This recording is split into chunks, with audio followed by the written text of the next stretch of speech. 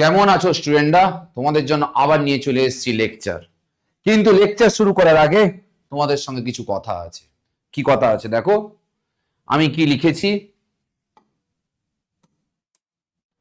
সময় মানুষকে সফল বানায় না, সময় মানুষকে সফল বানায় না, সময়ের উপযুক্ত ব্যবহার মানুষকে সফল বানায়।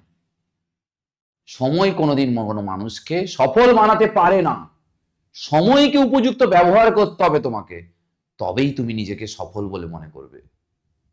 আজকে তুমি মোবাইল ঘাঁটছো, তুমি রিলস দেখছো, তুমি হোয়াটসঅ্যাপে বন্ধুর সঙ্গে চ্যাট করছো, মানে তুমি সময়কে নষ্ট করছো, তুমি সময়কে উপযুক্ত ব্যবহার করছো না, তাহলে তোমার মধ্যে সফলতা আসতে পারে না। অসম্ভবপর তোমার মধ্যে সফলতা আনা। আমি যদি এই যে টাইমিংটা, যে সেমিস্টার 3 মাঝখানে যে টাইমিং, এটা গোল্ডেন পিরিয়ড বলে, এটা গোল্ডেন পিরিয়ড বলে, সেই গোল্ডেন পিরিয়ডটাকে তুমি কাজে লাগাচ্ছ না, তুমি অন্যান্য কাজে ব্যয় করছো। আসল যেটা কাজ করা দরকার সেই কাজটা তুমি করছো না।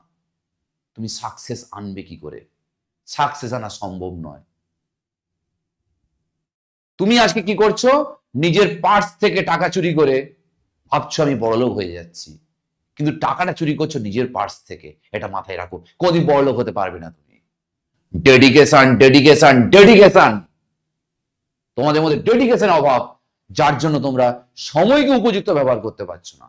যদি তোমরা সময়কে উপযুক্ত ব্যবহার করতে পারো, তোমরা সাকসেস পাবেই।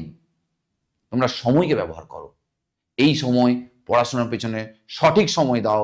এমসিকিউ বারবার প্র্যাকটিস করো, যেগুলো প্রবলেম সেগুলো দেখো। কি করে পড়াশোনা করতে হবে পরের লেকচারে আমি তোমাকে জানাবো, কি করে পড়াশোনা করতে হবে, কোন স্টাইলে পড়াশোনা করতে হবে। তোমার মধ্যে ডেডিকেশন আনো, ডেডিকেশন, ডেডিকেশন, ডেডিকেশন। ডেডিকেশন না হলে কোনো সাকসেস আনতে পারে না।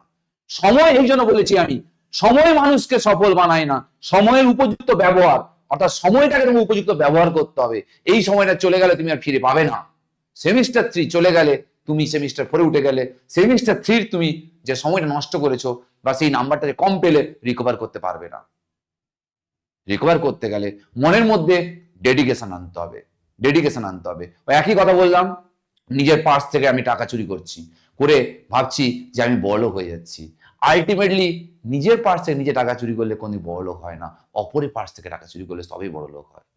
তাহলে তোমাকে সাকসেস আনতে গেলে ডেডিকেশন তোমাকে আনতেই হবে, ডেডিকেশন তোমাকে আনতে হবে। ডেডিকেশন না আনলে কিন্তু হবে না।